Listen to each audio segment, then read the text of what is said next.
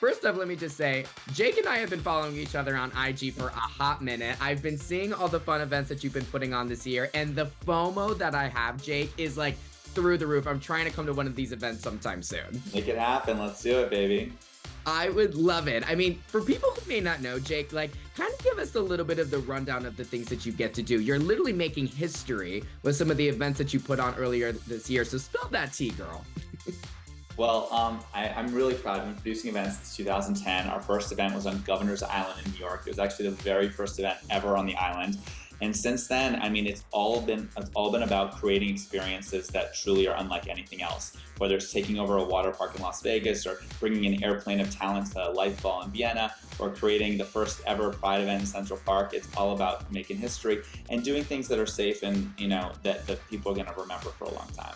And honestly, it's the most rewarding job in the world. It is so much work, there's so much risk, but at the end of the day, to hear the stories from our guests, that's what drives me every day. I mean, people, from small towns who don't have parents that necessarily accept them, don't possibly have friends back home that they could even go out with, because it's not cool to be gay in some of these small towns in America or international countries.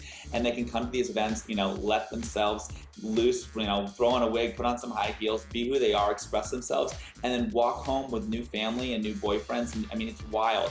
I seriously love it. And what's cool is, girl, you are never slowing down. Like, some people might... There's no vacation, baby. No vacation. Like, some people might think, oh, he did the first Pride in Central Park. He's done for the rest of the year. Oh, no, honey. I grew up in New York, so, it's always been a dream to bring Pride to Central Park. And, we did that. That was pretty amazing. I literally get goosebumps even when you say that.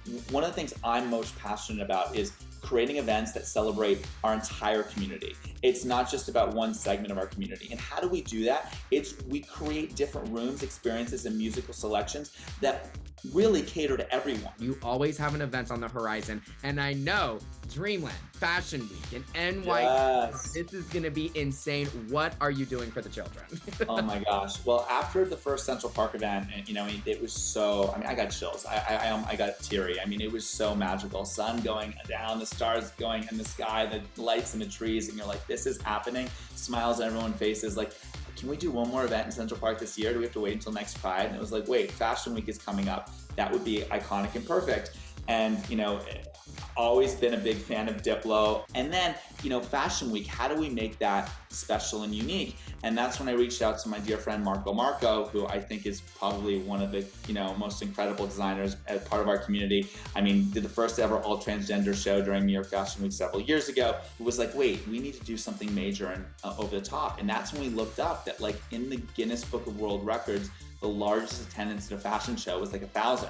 And it was like, wait, we're going to totally top that. We're going to do 5,000 people here. We're actually already over 3,000 tickets. So, record shattered. And now we're going to do it in a really unique way, because historically, Fashion Week has always been about guest list, invite only, nobody can get into these events.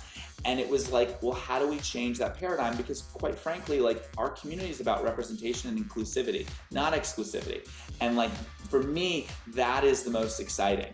And to be able to integrate the two worlds, nightlife, music and fashion, it's going to be so over the top. Girl, I just still can't even get over the fact that you just casually mentioned that you're about to beat a Guinness World Record. I mean, what?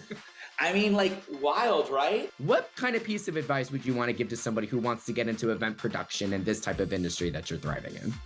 Well, that's a great question. I think always it's follow your heart and let those failures be the learning lessons that help propel you and take to that next level.